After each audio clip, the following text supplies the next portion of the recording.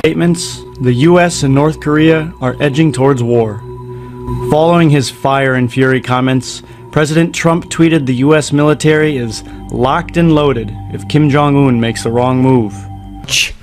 As you know, this was a small press conference, but a very important one, and it was scheduled to talk about the great things that we're doing with the Secretary on the Veterans Administration, and we will talk about that very much so in a little while, but I thought I should put out a comment as to what's going on in Charlottesville. So, again, I want to thank everybody for being here. In particular, I want to thank our incredible veterans, and thank you, fellas. Let me shake your hand.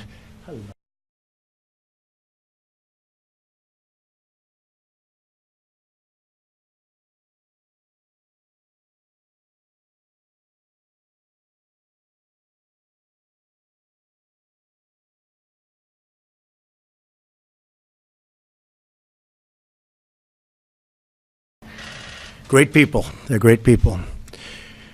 But we're closely following the terrible events unfolding in Charlottesville, Virginia.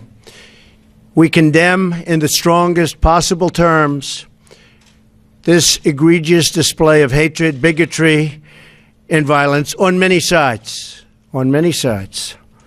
It's been going on for a long time in our country. Not Donald Trump, not Barack Obama.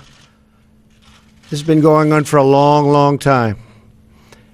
It has no place in America. What is vital now is a swift restoration of law and order and the protection of innocent lives. No citizen should ever fear for their safety and security in our society, and no child should ever be afraid to go outside and play or be with their parents and have a good time. I just got off the phone with the governor of Virginia, Terry McAuliffe, and we agreed that the hate and the division must stop, and must stop right now. We have to come together as Americans with love for our nation and true affection, and I say this so strongly, true affection for each other. Our country is doing very well in so many ways. We have record, just absolute record employment. We have unemployment, the lowest it's been in almost 17 years. We have companies pouring into our country, Foxconn and car companies and so many others. They're coming back to our country. We're renegotiating trade deals to make them great for our country and great for the American worker. We have so many incredible things happening in our country. So when I watch Charlottesville, to me it's very, very sad. I want to salute the great work of the state and local police in Virginia, incredible people, law enforcement, incredible people, and also the National Guard. They've really been working smart and working hard. They've been doing a terrific job. Federal authorities are also providing tremendous support to the governor. He thanked me for that. And we are here to provide whatever other assistance is needed. We are ready, willing, and able. Above all else, we must remember this truth. No matter our color, creed, religion, or political party, we are all Americans first. We love our country. We love our God. We love our flag. We're proud of our country. We're proud of who we are. So we want to get the situation straightened out in Charlottesville, and we want to study it. And we want to see what we're doing wrong as a country where things like this can happen. My administration is restoring the sacred bonds of loyalty between this nation and its citizens. But our citizens must also restore the bonds of trust and loyalty between one another.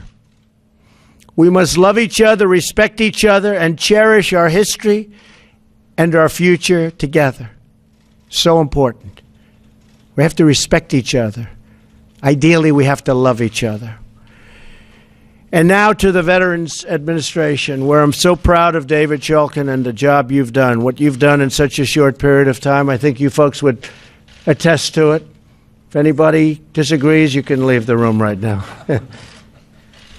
But David really has. He's a star, what he's been able to do. So, David, I'd like to thank you very much for your leadership and for the profound improvements to the VA services that you've made in such a short period of time. Today is another milestone in our work to transform the VA, where we're doing record-setting business, including something called the Accountability Act, where David and his executives can now hold people accountable for doing a poor job and say, you're fired. You do a poor job for our veterans, you're fired.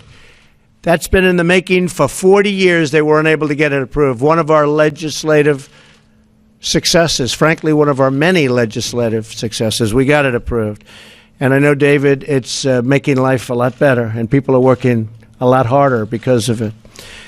In a few moments, I will sign the VA Choice and Quality Employment Act of 2017. This bill will ensure that veterans continue to have the ability to see the doctor of their choice, so important, and don't have to wait or travel long distances for care. And during the campaign, I kept talking about it. People, these great, incredible veterans, our finest, they're waiting online for 7 days, 9 days, 14 days for ailments that could be fixed quickly, and they end up dying of things that could be taken care of very, very routinely. And I said, that's never going to happen when I'm president. And I said, even at the time, before having tremendous research given to me, and after the research was given, it was still back to the same basic common sense. Why can't they go out and see a doctor? If they have to wait 7 days or 14 days online, why can't they see a doctor? And we'll pay for the cost of the doctor.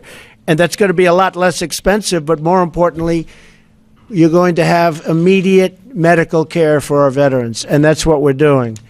And they're very, very thankful. And it started already, quite a little while ago, considering we're a very young administration. And I think you see from the veterans, they're very, very proud of it and very happy. Very importantly, this bill also authorizes new community-based outpatient clinics and improves the VA's ability to hire quality job candidates. We're getting candidates that are of the highest quality into the VA system now, so that our veterans have more choices and more access to the absolute best possible care.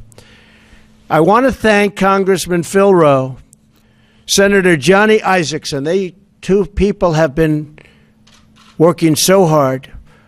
Senator Dean Heller, for their dedicated efforts to get this bill through Congress. It was very, very tough for reasons that I guess I understand, but it was not easy. And I will tell you that Phil and Johnny and Dean worked very, very hard to get it through. And by the way, I can also say others, and even some Democrats. Do you want to say their names? Sure. Go ahead, say their names. Senator Tester and Representative Walz were key in helping us get this done, Mr. President. Good. See, I can do it. But people fought, and they really fought us hard, and now the administration is fighting for you. We're working night and day to ensure our brave veterans are provided with world-class treatment, which is what they're getting, world-class treatment. And by the way, again, we're here for just a little more than 6 months. You're seeing it on a daily basis get better and better and better, and you're hearing it from the veterans. But they're getting this great medical treatment, care, procedures, and we're getting our facilities shaped up and made into world-class facilities at the same time. So our great veterans deserve only the best, and that's exactly what they're getting. I want to thank everybody for being here, especially the wonderful veterans behind me. They have helped us so much. They're spectacular people, And again, going back to Charlottesville, we have to heal the wounds of our country. These are wounds that have been going on for really a long time. And I thought, and everybody thought, and everybody wants it to heal. And it will heal. And we're going to make every effort possible to make sure that that healing procedure goes as quickly as possible. I love the people of our country. I love all of the people of our country. We're going to make America great again, but we're going to make it great for all of the people of the United States of America. Thank you very much. Thank you. U.S. military analysts think the North can arm a missile capable of hitting the U.S. mainland with a small nuclear warhead. The evidence is inconclusive, and the U.S. could destroy an ICBM in transit. A threat to the mainland would be met with overwhelming nuclear and conventional force, knocking the North Korean military out, ignoring that the nuclear fallout would impact the entire region. Let's assume a more realistic scenario, where the U.S. devastates North Korea, but Kim Jong-un fires off a single missile. What are his options? Guam is one. North Korea threatened to fire 4 missiles towards Guam as a warning to the U.S., which has close to 4,000 troops on the small island. Guam is 2,100 miles from Korea, within the range of the North's Musudan and KN-14 missiles. The president was clear. A strike on Guam is a strike on U.S. territory. I read about we're in Guam by August 15th. Let's see what he does with Guam. He does something in Guam, it will be an event the likes of which nobody's seen before. What will happen in North Korea?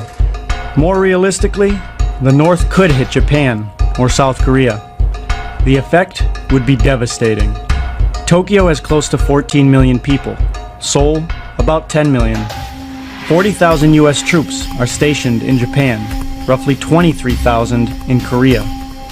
There isn't an outcome where a nuclear strike has a happy ending.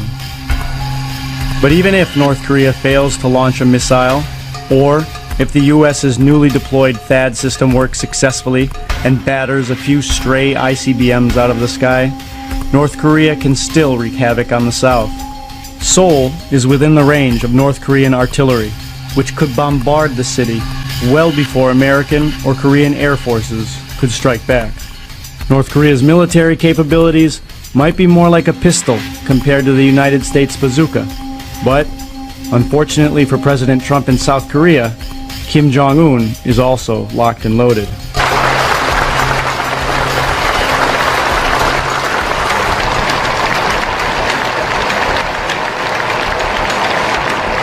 초보적인 정의도 레이마저도 다 죄버리고 미국의 꼭두각시가 되어 맹동한 주변 나라들도 조선반도 정세를